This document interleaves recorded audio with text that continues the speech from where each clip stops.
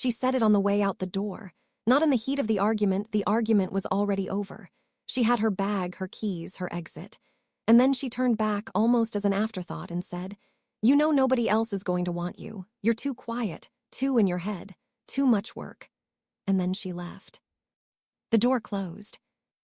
I stood in the middle of my apartment, and I looked at the space she had just been standing in, and I waited to feel the thing you are supposed to feel when someone says something like that to you. The collapse, the devastation, the desperate need to call her back and prove that she was wrong. I didn't feel any of that. What I felt was something much quieter and much more dangerous. I felt clear, like a window had been cleaned, like something that had been slightly out of focus for 2 years had suddenly resolved into sharp detail. Like the last thing she had said, which was meant to wound me, had instead done something entirely different. It had told me exactly what the last 2 years had actually been. I sat down on the sofa. I looked at the wall. I thought for a long time.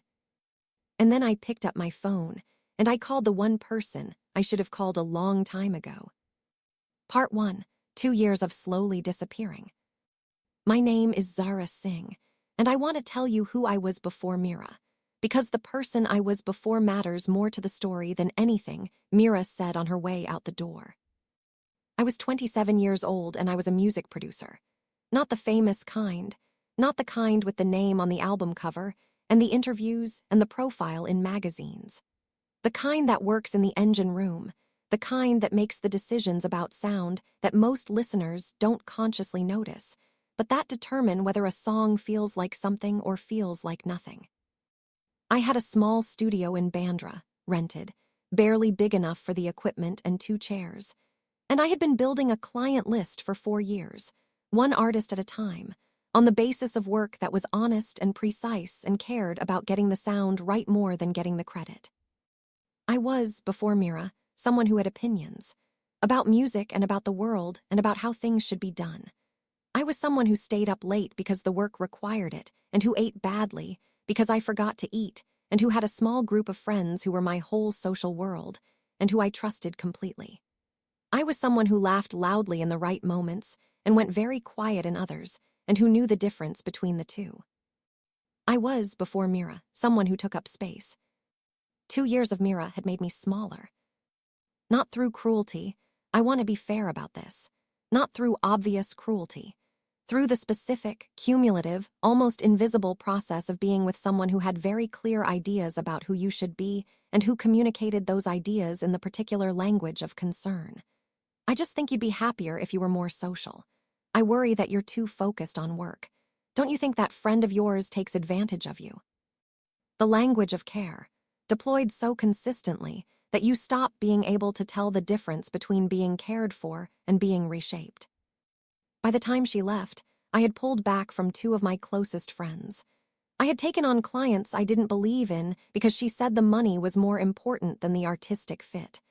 I had stopped going to the late-night sessions that produced my best work because she said they were antisocial.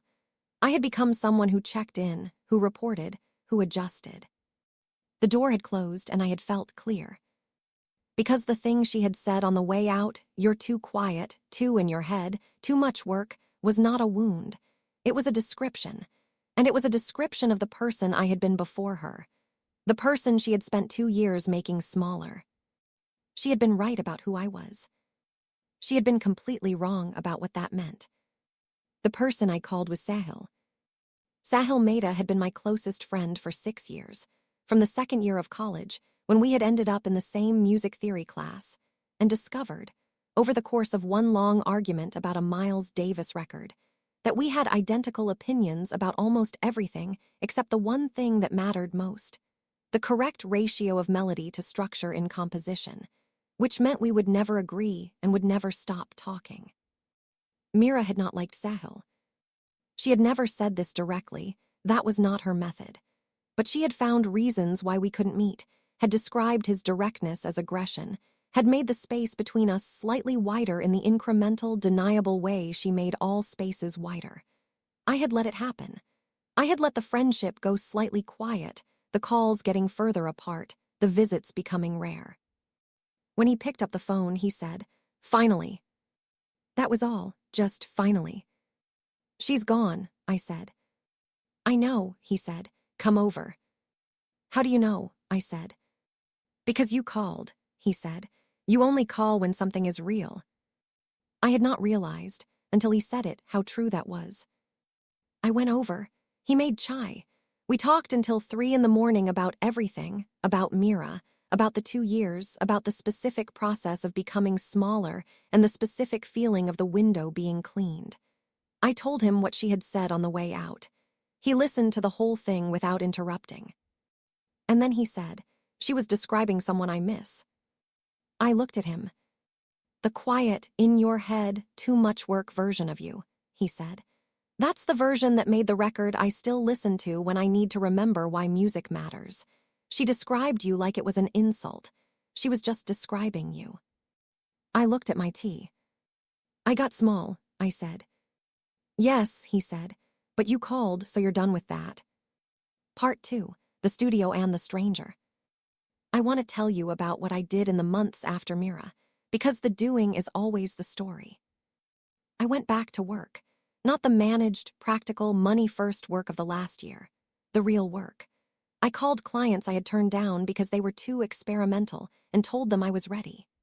I started staying late again, the late sessions that produce something you cannot get in daytime hours, the particular quality of music made when the city is quiet and the studio is warm and there is nothing between you and the sound except the work. I rebuilt the friendship with Sahil, which was easy in the way of things that were never really broken, just interrupted. We went back to arguing about Miles Davis with the same intensity as 6 years ago. I had missed the arguments. I had not realized how much until we were having them again. I got louder gradually, not performed loudness, the real kind, the kind that comes from not managing yourself down. I had opinions again. I took up space again. I stopped checking in. And 3 months after Mira left, I met Rayan. Rayan Iver came into my studio on a Tuesday afternoon in March. He was not there for me. He was there for a session with an artist I was working with, a singer-songwriter named Kabir who had booked the studio for the week. Rayan was Kabir's sound engineer, the person he traveled with for live work, and Kabir had asked if he could sit in on the studio session because he and Rayan had been working together long enough that having him in the room changed how Kabir performed. I had said yes, because I had no reason to say no.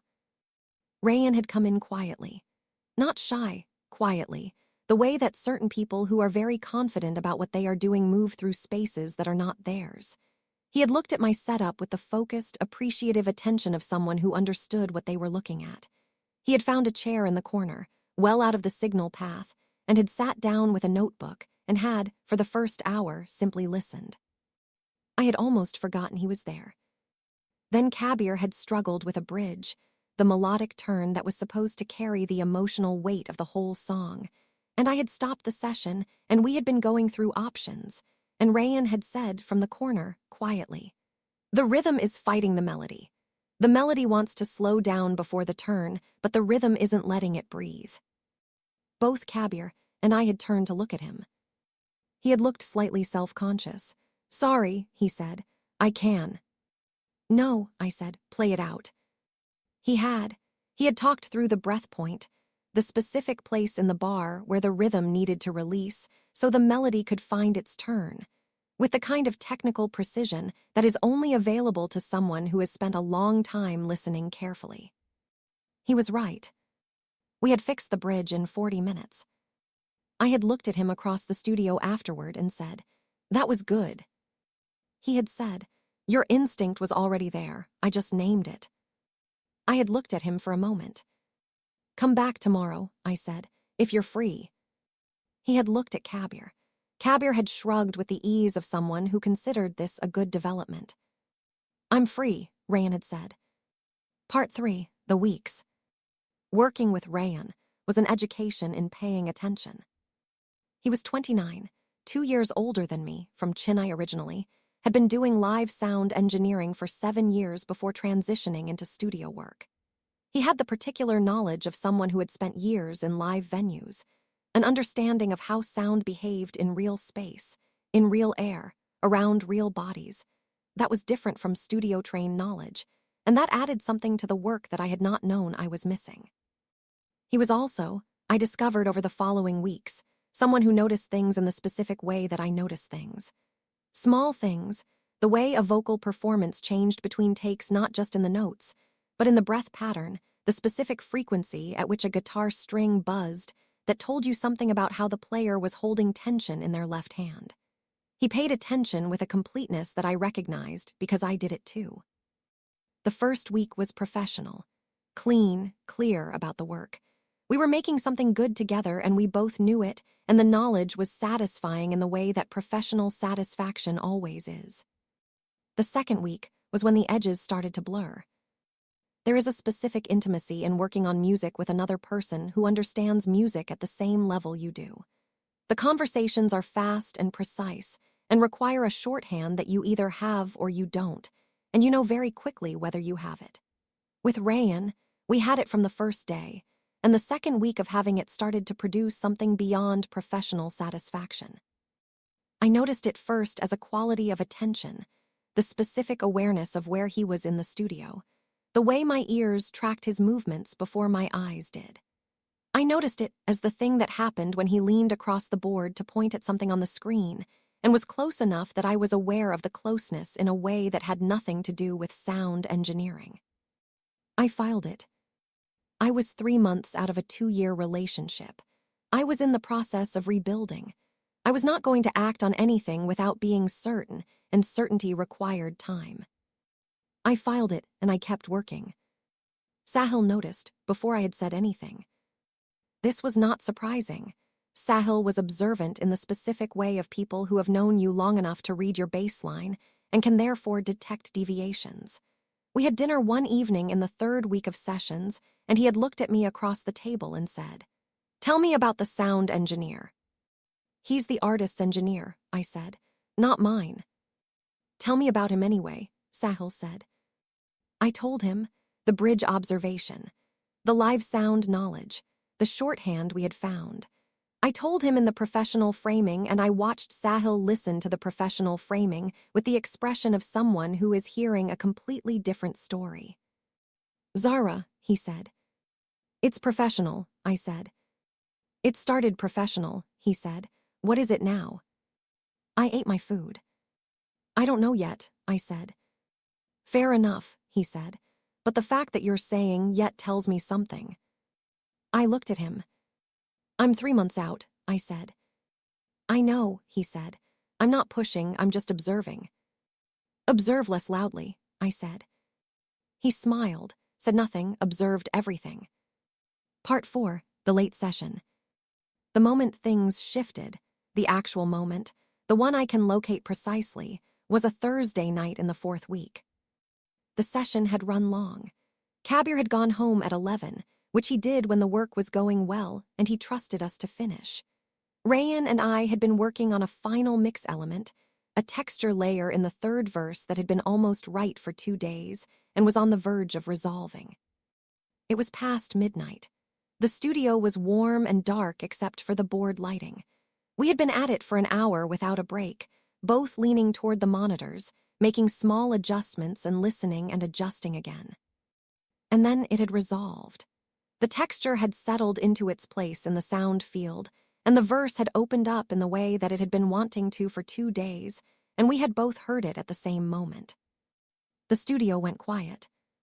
Not the silence of something ending, the silence of something being finished. I had turned to look at him. He had turned to look at me. And we had been very close, closer than I had registered in the absorbed concentration of the last hour. And his expression was the specific one of someone who has just heard something go right and is in the moment before the professional response, the moment that is just the pure experience of a thing being correct. "There it is," he said quietly. "Yes," I said. We were looking at each other. I do not know how long we looked at each other. Long enough that it was not the normal duration of eye contact between 2 professionals who have just solved a problem together. Long enough that both of us knew it was something else. I looked away first. I turned back to the board. I made a note in the session file. "Same time tomorrow," I said. Yes, he said. His voice was slightly different, careful. Good night, I said. Good night, he said. He left. I sat in the studio alone for 20 minutes, the finished mix playing in the monitors, thinking about nothing in particular and everything that mattered. Part 5, Sahil's question. I called Sahil the next morning. Something happened, I said. Tell me, he said.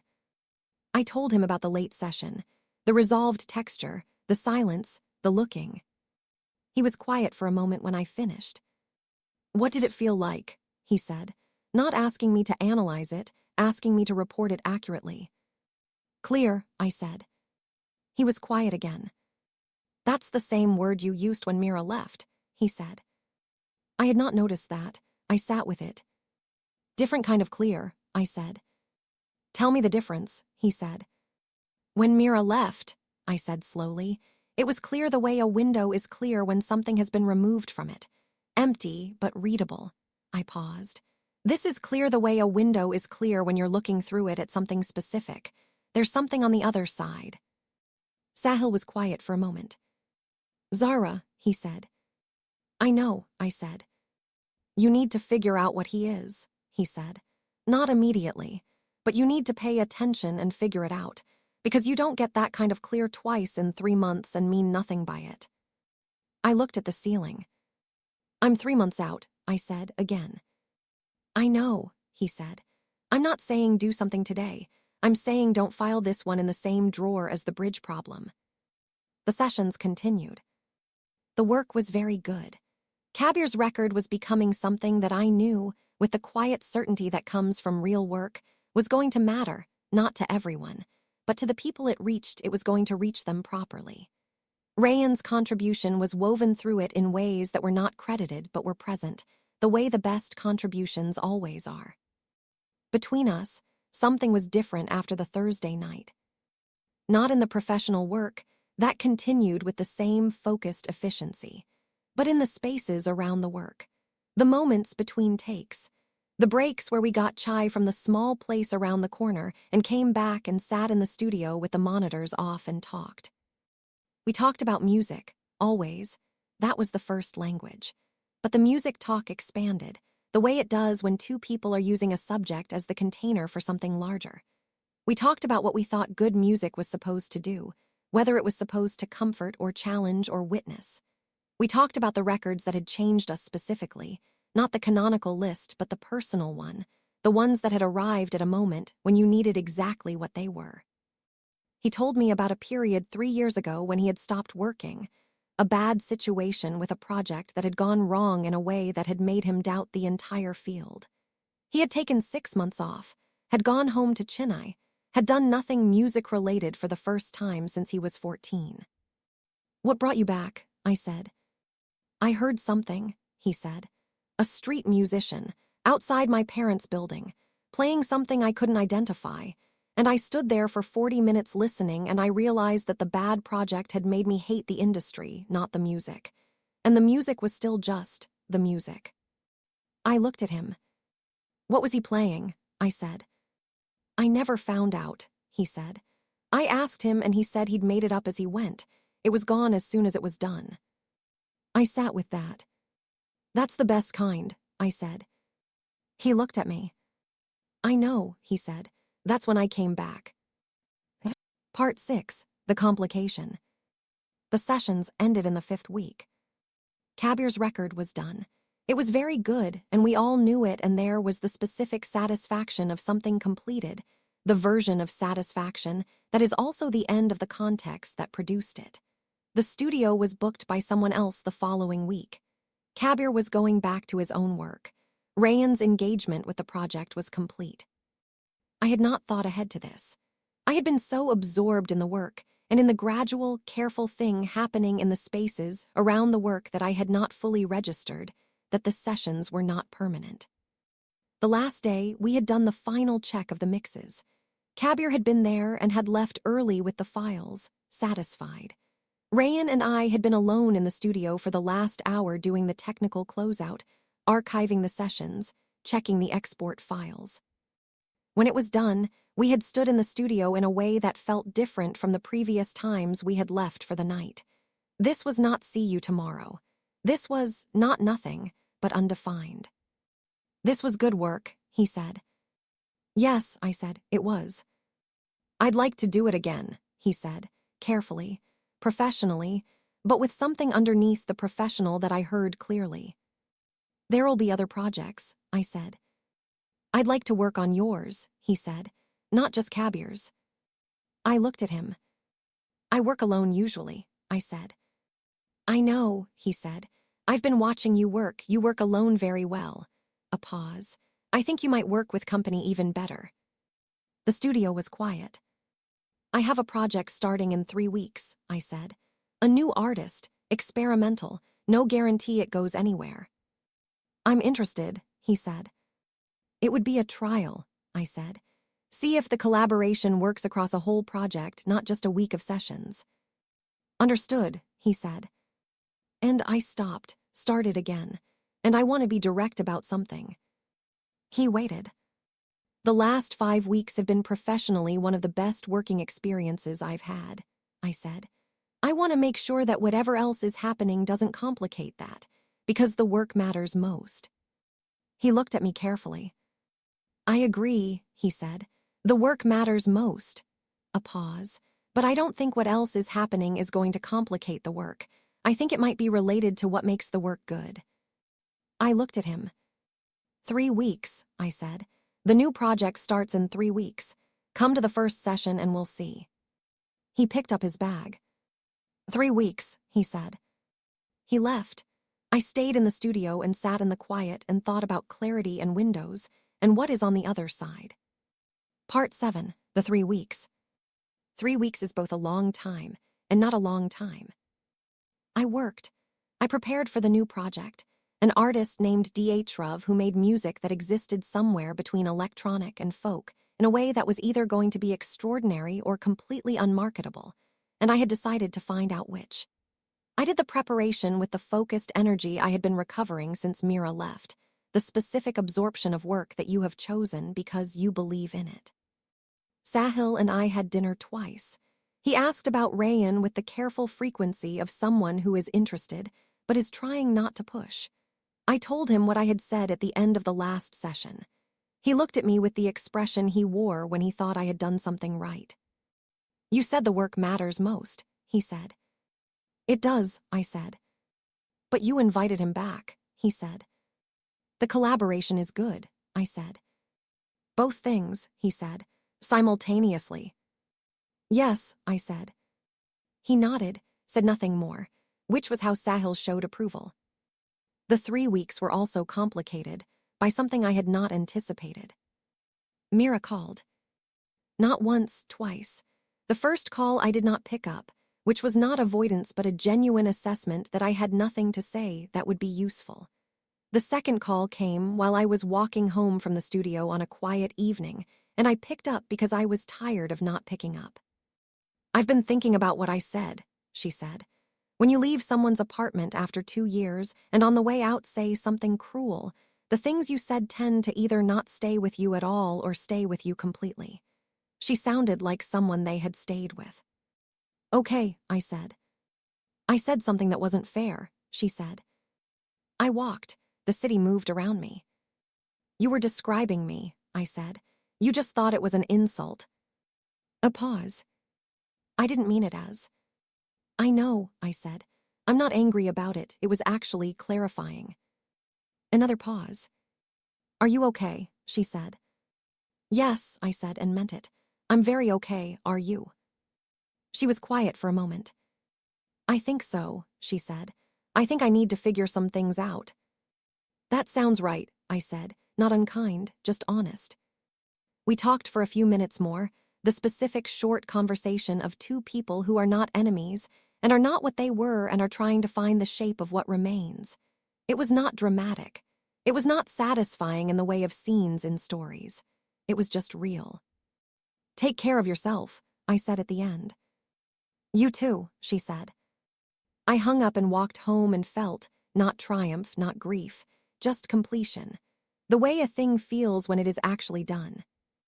Part 8, DHRUV's project and Rayan's return. Rayan arrived at the studio on a Tuesday morning 3 weeks after the last session. On time, with good chai from the place around the corner, with his notebook. I looked at him in the doorway, and something that had been slightly tense for 3 weeks released. You found the chai place, I said. I remembered, he said. We went in. The first session with DHRUV was everything I had hoped, genuinely exploratory. The kind of work where you don't know yet what the record is going to be, and that uncertainty is not anxiety, but possibility. DHRUV was an extraordinary instinctive musician who needed exactly the right technical framing to make his instincts producible. Rayan understood this immediately and positioned himself accordingly, not taking over the space but making the space better, the same role he had played with Kabir, but adapted to a completely different context. At the end of the day, DHRUV had gone home happy. Rayan and I had stayed to organize the session files. Well, I said. This record, he said, is going to be something I want to be part of. Even if it goes nowhere commercially, I said. Especially then, he said. I looked at him. Why, I said. Because the best records go somewhere that isn't commercial, he said. They go into specific people, and those people carry them for years and don't know why. I looked at him for a long time. Like the street musician, I said. He met my eyes. Yes, he said, exactly like that. Part 9, The Distance. I have to tell you about what happened in the second month of DHRUV's project, because it was the part that almost went wrong, and I want to be honest about how and why. The work was going very well. The record was revealing itself in the way that good records do session by session, each one uncovering something about what the album was trying to be. Rayan's presence had become essential in ways I had not predicted and would not have predicted because they were specific to the particular chemistry of the three of us in that space. But I had been managing. Not managing in the Mira way, not making myself smaller. Managing in the other way, the way I managed when I was afraid of something. Keeping a professional distance that was slightly wider than necessary. Being warm in the work and careful outside it. Not allowing the thing that had been building since the Thursday night of the resolved texture to move toward anything more specific. Rayan noticed. Of course he noticed. He noticed everything. That was one of the things about him. He said it on a Wednesday evening when DHRUV had gone, and we were the last two in the studio. A situation that had become the most regular part of our schedule, and that I had been careful not to examine too directly. Can I ask you something? He said.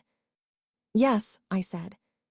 Are you protecting the work or protecting yourself? He said. I looked at him. What do you mean? I said. You said the last day of Kabir's sessions that you wanted to make sure nothing complicated the work, he said. And I agreed with you. I think we've been very careful about the work. The work is good. He paused. But I think you're also using the work as a reason to not say something that you could say. I looked at the board. I'm 3 months out of a long relationship, I said. The same thing I kept saying. A true thing that was also, I heard for the first time as I said it, running out of its usefulness as a reason for anything. I know, he said. You've said that before. It's still true, I said. Yes, he said, but 3 months ago was also the right reason. I'm not sure it's still the same reason. I looked at him. What do you think the reason is now? I said. He was quiet for a moment.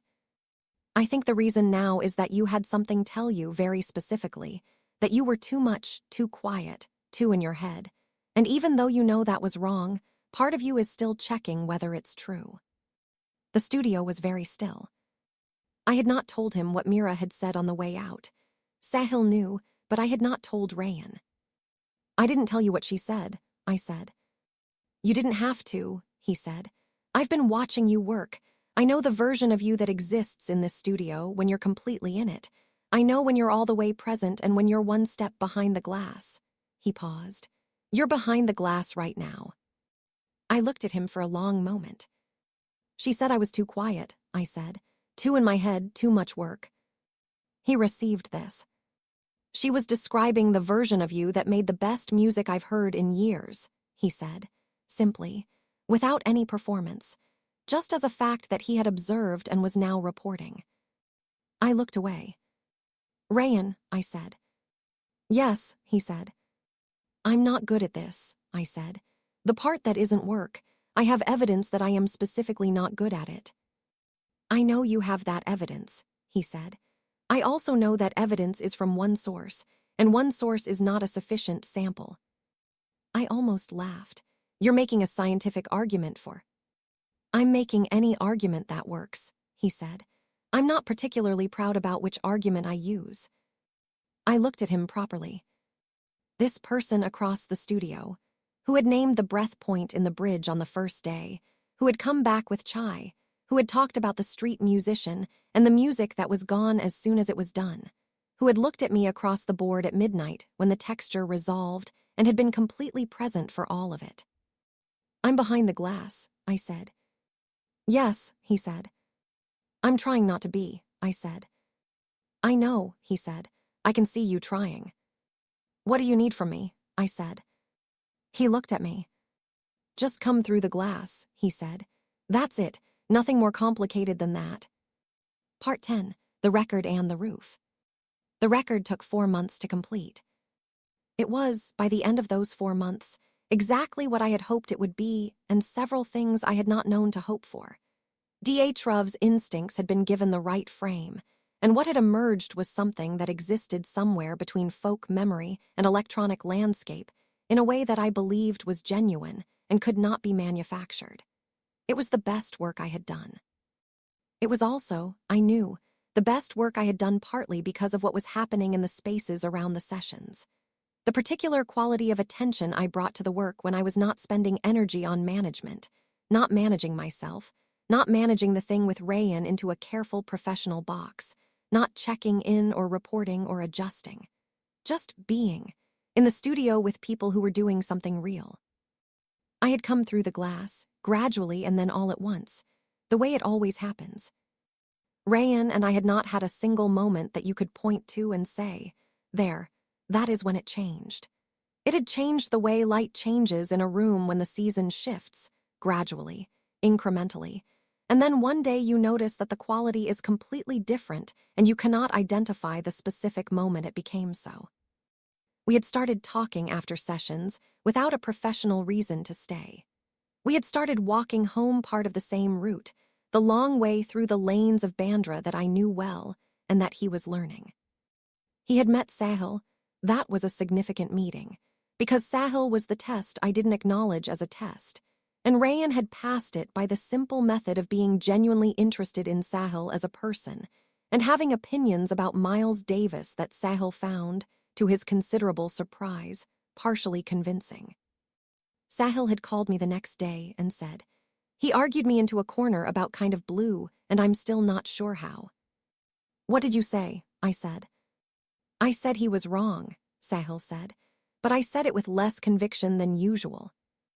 That's the highest available praise from you, I said.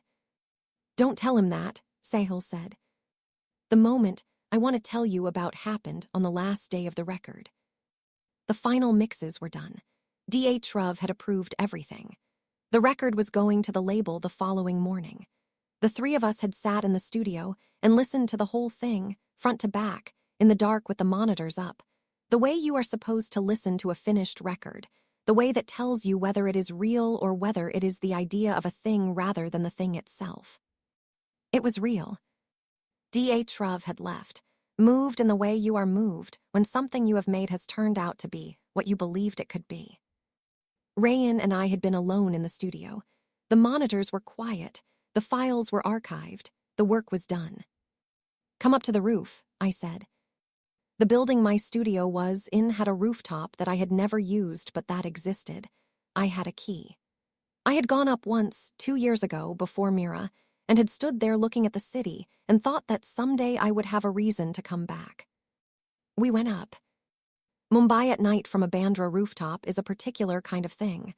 All that density and light, the particular way a big city looks when you are above it and can see its whole texture.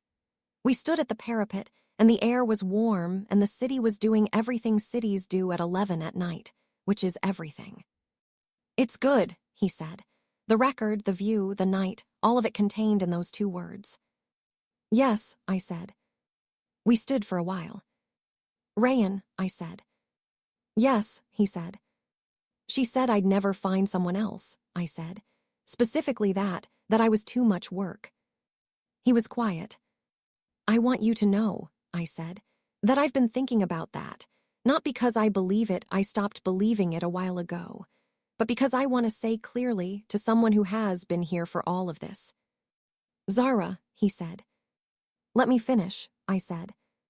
He waited. I want to say that she was wrong, I said. Not just as a fact, as something I know now from evidence, real evidence, from 4 months of someone showing me a different version of what working alongside someone can look like.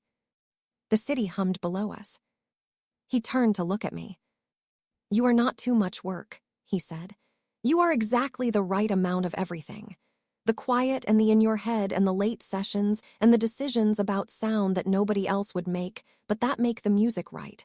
All of it. Exactly right. I looked at him. She was describing me like it was a problem, I said. It's not a problem, he said. It's you. We stood at the parapet with the city below us, and I felt the specific quality of the clear window. Not the empty kind, not the cleaned kind. The kind where you are looking through at something specific and can see it completely. I'm done being behind the glass, I said. He looked at me. I know, he said. I could tell. And something in the night air, warm and city-lit, settled around us like a thing that had been trying to happen for 4 months and had finally found its moment. Part 11, what Sahil said. I called Sahil the next morning. He picked up and said, Tell me. She was wrong, I said.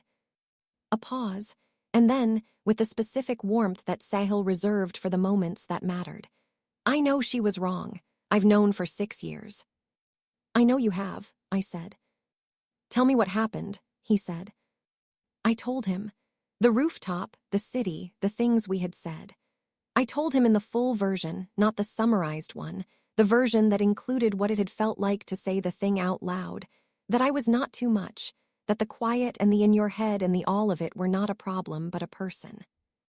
When I finished, he said, The window. What? I said. You said 2 things, he said. When Mira left and when you told me about the studio, both times you said clear.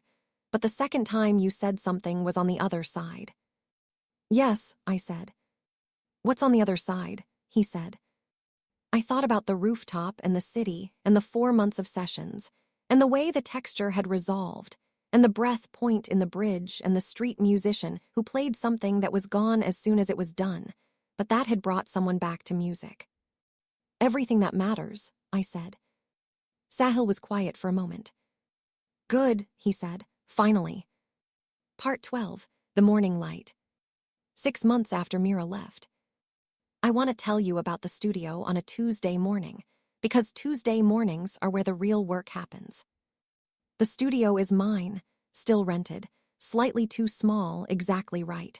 It has new equipment that I have added carefully and specifically. The accumulation of 6 months of working at the level that makes such additions possible.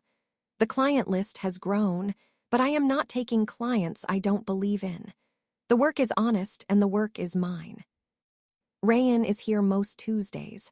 He has other projects, live work that takes him to other cities, engineering jobs that are his and not mine, and we have the particular structure of 2 people who have independent lives that intersect with intention. This is, I have come to understand, the right structure. Not merged, not managed, chosen. DHRUV's record came out 2 months ago. It went where I said it would go, not commercial, not viral, not on any chart. It went into specific people. I have received messages from strangers who heard it in circumstances I cannot predict and who carried it in ways I cannot track. This is the best thing a record can do. I know this is the best thing because Rayan told me about the street musician. The studio is warm. The city is doing its Tuesday morning things outside. There is chai from the place around the corner. Rayan remembered which one, the first day of the new project, and came back with the right one without being told. Sahil comes by sometimes. He and Rayan have an ongoing argument about Miles Davis that shows no signs of resolution, and that I watch with the specific satisfaction of someone who has built something that fits together correctly. Mira is in another city. She is doing well from what I understand. I bear her no ill will. I am, at this point, grateful not for what she said, but for the clarity it produced. The window cleaned, and what was on the other side. I am too quiet, too in my head, too much work. These things are still true. They were never problems. They are the version of me that makes the music right. She was wrong. She was completely, entirely, and in every specific wrong. Clapperboard final hook. She stood in the doorway with her bag and her keys and her exit fully prepared, and she said the things she said. And I sat on the sofa and felt clear. I did not know what the clarity meant yet. I did not know about the studio and the Thursday night and the bridge and the breath point and the rooftop and the city. I did not know about 4 months of someone showing me a completely different version of what being alongside someone could mean. I knew one thing. The quiet and the in your head and the too much work, those were not my flaws. Those were me. And I was going to go back to being me, completely and without apology, and I was going to build something real, and I was going to find out whether she was right. She was not right. The record is out. The studio is warm. Sahil is still losing an argument about Miles Davis. And the person who named the breath point in the bridge is here on Tuesday mornings with the right chai from the right place. She was wrong in every way that a person can be wrong about another person. And I am finally, fully, completely, exactly myself. If this story found something you needed to hear, if someone once told you that you were too much, too quiet, too anything like it, share it with someone who is still carrying those words and subscribe. Tell me in the comments, what did someone say about you that turned out to be the most wrong thing ever said? And one last question. 3 months from now, Mira comes back to Mumbai, and she walks into an event, and she sees me, and she sees everything that is different and everything that is the same and everything that her words produced in me, not the damage she intended, but the clarity she accidentally gave me. And she says something. Should I tell you what she said? Part 2 is coming. Eyes. Subscribe. You will not want to miss it. The Revenge Chronicles.